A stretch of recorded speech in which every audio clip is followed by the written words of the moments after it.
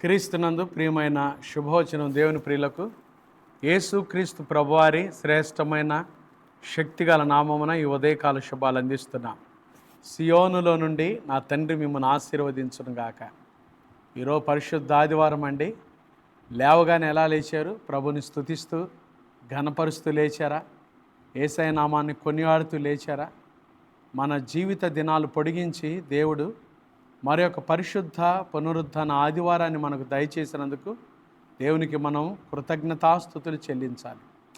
ఆదివారమున దేవుని సన్నిధిలో మనం ఆత్మతో నింపబడతాము. కాబట్టి లేచిన వారందరూ ఖచ్చితంగా మీ కుటుంబాలతో దేవుని సన్నిధికి రండి, తప్పకుండా దీవించబడతారు.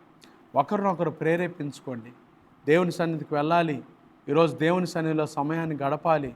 ఆత్మతో సత్యముతో ఆయన ఆరాధించాలనే మనసుతో రండి. దేవుడు గొప్ప కార్యాలు చేయనుగాక. ఆమేన్. ఈరోజు శుభవచనం కొరకు 120వ కీర్తన, యాత్ర కీర్తన 120 నుండి 134 వరకు ఉన్న కీర్తనలను యాత్ర కీర్తనలు అని చెప్తారండి. శీర్షికలో యాత్ర అంటే వారి యాత్రలో పాడుకున్న కీర్తనలు, యాత్రలో చేసిన ప్రార్థనలు. ఇశ్రాయేలీలు, యూదులు ఖచ్చితంగా సంవత్సరానికి ఒకసారి వారు యెరూషలేము దేవాలయానికి వెళ్ళాలి. అది పస్కా పండుగ సమయంలో. ఈ యెరూషలేము దేవాలయము 7 కొండల మీద కట్టబడిన పట్టణం. ఈ కొండలు ఎక్కి వెళ్ళేటప్పుడు వారి యాత్రలో పాడిన పాటల్ని యాత్ర కీర్తనలు అన్నారండి. ఒక్కొక్క కీర్తనకి ఒక్కొక్క అంశం ఉంది. ఈరోజు మనం చదువుకునే ఈ 120వ కీర్తన అద్భుతమైన కీర్తన. లేవగానే చదవండి, ప్రభు నామాన్ని స్తుతించండి.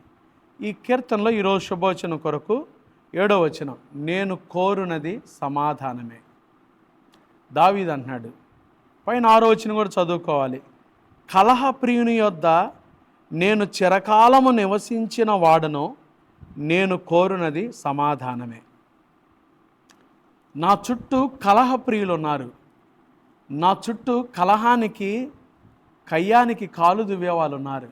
అయినా నా హృదయంలో నేనేం కోరుకుంటానో తెలుసా? సమాధానం. నాకు సమాధానం అంటే ఇష్టం.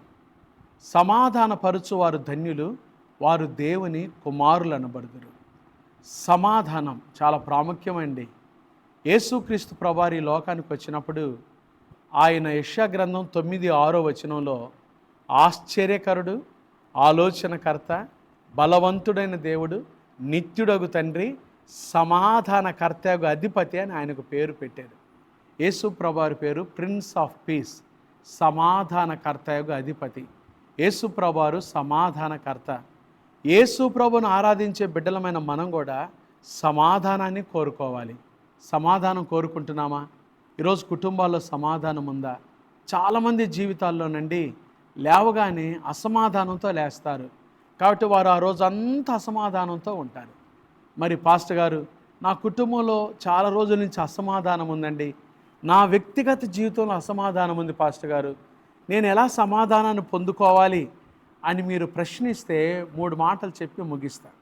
దేవుని వాక్యంలో యెషయా గ్రంథం 26:3 వచనంలో, ఎవని మనస్సు నీ మీద ఆనుకొనునో వానిని నీవు పూర్ణ శాంతి గలవానిగా కాపాడెదవు.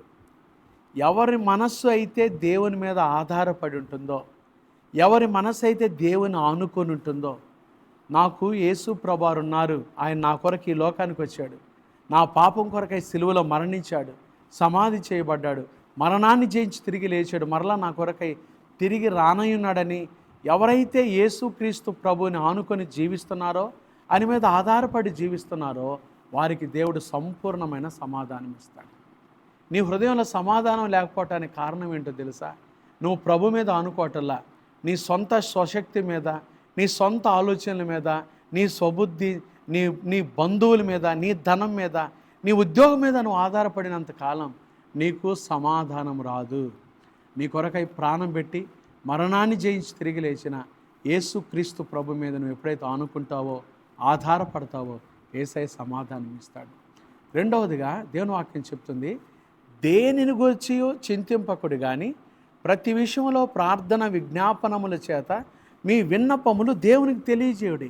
అప్పుడు సమస్త జ్ఞానమునకు మించిన దేవుని సమాధానం మీ హృదయములకు, మీ తలంపులకు కావలిగా ఉంటుంది. చూడండి, రెండవదిగా ఎవరైతే ప్రార్థిస్తారో వారికి సమాధానం ఉంటుంది.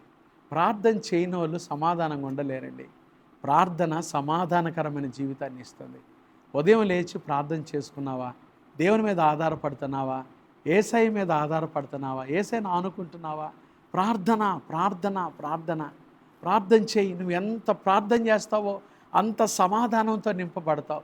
నువ్వు ఎంత ప్రార్థనలో ఉంటావో యేసయ్య నీకు అంత సమాధానం ఇస్తాడు. ప్రార్థన చేయాలి. మూడవది యోహాను సువార్త 14:26-27 వచనాల్లో ప్రభు అన్నాడు, నా శాంతినే నా సమాధానాన్ని మీకు అనుగ్రహించి వెలుచున్నాను. మీ హృదయం కలవరపడనీయకుడి, వెరవనీయకుడి. దేవుని యందు విశ్వాసం ఉంచున్నారు, నా యందు విశ్వాసం ఉంచండి, నా సమాధానం మీ వశమవుతుంది. యేసుక్రీస్తు ప్రభు మీద విశ్వాసం ఉంచండి, నమ్మిక ఉంచండి. ఆయన సమాధానం మనకిచ్చాడు. ఆ సమాధానం నీ హృదయంలో పరిపాలన చేస్తుందని నువ్వు నమ్మితే యేసయ్య సమాధానం నీ వశమవుతుంది. అవునండి, కష్టాల్లో, కలవరాల్లో, సమస్యల మధ్యలో కూడా యేసయ్య మనకు సమాధానం ఇచ్చాడు. సమస్యల్లో కూడా సమాధానం యేసయ్య మనకిచ్చాడు. ఒక క్రైస్తవుడే, నిజ క్రైస్తవుడు మాత్రమే సమస్యల్లో కూడా సమాధానంగా ఉండగలడు. ఎన్నో పోరాటాలు వచ్చినా పోరాటాల్లో కూడా సమాధానంగా ఉండేది క్రైస్తవుడే. కాబట్టి నిజమైన క్రీస్తు బిడ్డలంగా సమాధానంతో జీవిద్దాం. ఈ ఉదయకాలం దేవుడు మిమ్మల్ని, మీ పిల్లల్ని, మీ కుటుంబాలను, మీ సంఘాన్ని ప్రభు సమాధానంతో నింపునుగాక. మీరు వెళ్తున్న మీ యొక్క సంబంధాలను ప్రభు సమాధానంతో నింపునుగాక. ఈరోజే మీ ఇంటిలోకి సమాధానకర్తయగు యేసు ప్రభువారు వచ్చి మీకు సమాధానం దయచేయునుగాక. ఆమేన్. God bless you. ప్రార్థన చేసుకుందామండి. మహాపరిశుద్ధుడు అయిన మా తండ్రి, దయగల దేవ, ప్రేమా స్వరూపి స్తోత్రాలు. మాకిచ్చిన మరొక పరిశుద్ధ ఆదివారాన్ని బట్టి స్తోత్రాలు అయ్యా. గడిచిన వారం అంతా మమ్మల్ని కాపాడి భద్రపరిచారు. ఈ నూతన వారంలో ఈ మొదటి పరిశుద్ధ ఆదివారమున మీ సన్నిధిలో గడిపే భాగ్యాన్ని మాకు ఇచ్చారు. లేవగానే నీ బిడ్డలు ఈ శుభోచనం ద్వారా మీ మాటలు విన్నారు. విన్న వాక్యాన్ని దీవించండి, ఆశీర్వదించండి. ఒక్కొక్కరి జీవితంలో మీ సమాధానం దయచేయండి. సమృద్ధిగా సమాధానం దయచేయండి. వారికి ఏదైనా కలహాలు, సమస్యలు ఉంటే యేసునామములో ఆ కలహాలు పరిష్కరించి సమాధానం దయచేయండి. ఎవరైతే అనారోగ్యంతో ఉన్నారో వారికి సమాధానం దయచేయండి, స్వస్థపరచండి. ఎవరైతే ఆర్థిక ఇబ్బందులతో నలిగిపోతున్నారో వారికి సమాధానం దయచేయండి. ఈరోజు పుట్టినరోజులు, వివాహ వార్షికోత్సవాలు, శుభకార్యాలు జరుపుకునే బిడ్డలకు కూడా సంపూర్ణమైన సమాధానం దయచేయండి. మీ బిడ్డలకు మీ సమాధానం ఇచ్చి ఒక్కొక్కరిని మీరు ఆశీర్వదించండి. మంచి ఆరోగ్యాలు దయచేయండి. ఈరోజు కుటుంబంలో ప్రతి ఒక్కరు ప్రభా లేచి మీ సన్నిధికి రావడానికి కృప దయచేయండి. సార్వత్రిక సంఘాలను దీవించండి. నీ సేవకులను బలపరచండి. ఎంతో ప్రయాసతో నీ సేవకులు పరిచయం చేస్తుండగా ఒక్కొక్క సేవకుడి మీద నీ ఆత్మాభిషేకాన్ని ఉంచండి. మంచి ఆరోగ్యంతో నింపండి, బలపరచండి, నీ సాధనాలుగా వాడుకోండి. అయా నీ కార్యాలు జరిగించండి. క్రైస్ట్ బ్లెస్సింగ్ చర్చిలో జరుగుతున్న ఆరాధనలు దీవించండి, పరిచర్యను దీవించండి, నీరు కట్టి ఫలింపచేయండి.